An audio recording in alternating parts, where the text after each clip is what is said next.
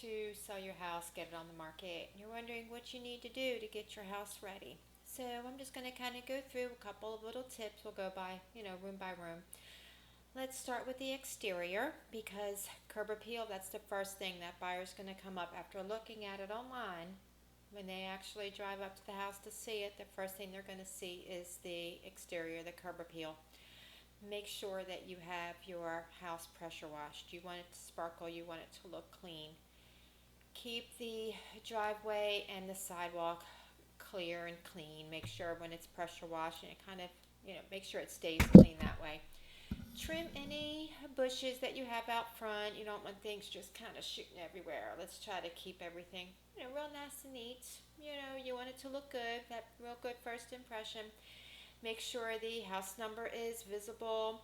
Make sure you don't have any weeds coming in your garden. Keep your garden going real well. Have pretty flowers. Make sure that if you have a doormat out there, that you have a clean one. You're not going to sit there and have something yucky that people are just going to see something gross before they even walk into the house. Make sure it's either brand new if you have a doormat out there. Make sure it's clean. You don't want anything messy looking nasty. Don't have unless it's garbage day, don't have your garbage sitting out front. Have it kind of hidden off to the side somewhere where it's not visible. And I think that's it. Just really make sure you stand outside away from your house and look at it and check it. If you were looking at the house, does it look appealing to you? If it looks appealing, it's going to look appealing to the buyer as well. You don't want, and make sure, almost forgot, make sure you don't have any ripped screens or cracked windows. Clean all that too. Make sure that's taken care of. So now we're going to go inside. Make sure all of your light bulbs work.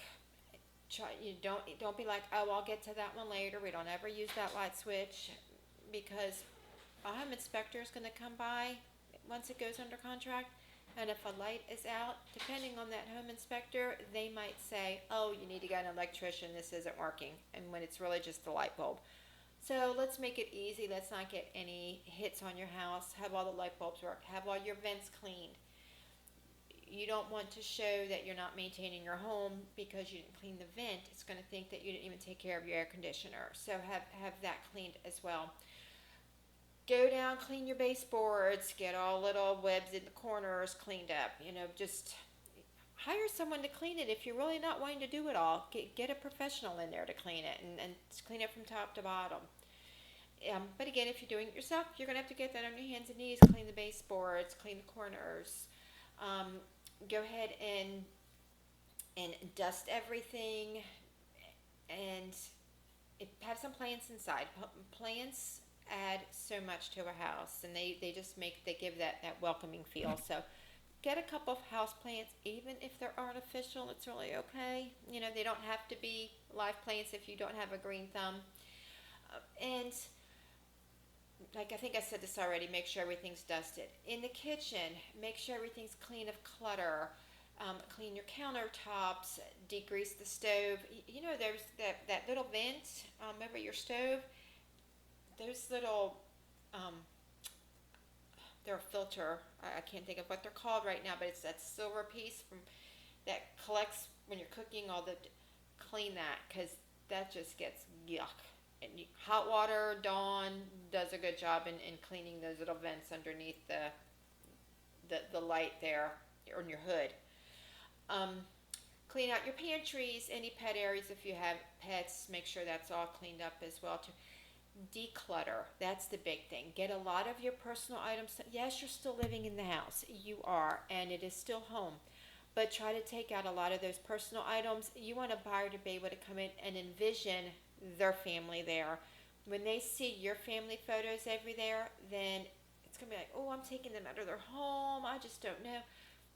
Have just plain regular photos. Take your family photos down and let the buyer envision their family there.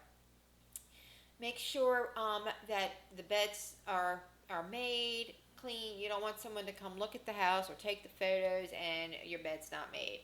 Or in the bathrooms, make sure your toilet seat's down and the toothbrushes are put away and don't have any hanging towels. You want that all cleaned up as well too. And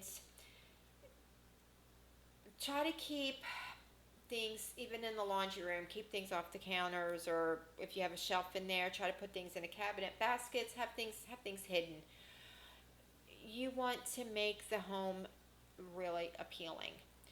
Also, make sure that you have the house painted. Doesn't mean you have to get a professional painter. Go in and paint it yourself. If there are scuffs all over the walls and scuffs on the baseboard, clean it, paint it, make it look good. Let me tell you, when a buyer walks into a house and they smell paint, I mean, like you just painted it, that fresh paint smell, cha-ching, they're like, oh my gosh, the house has been just painted and it's great.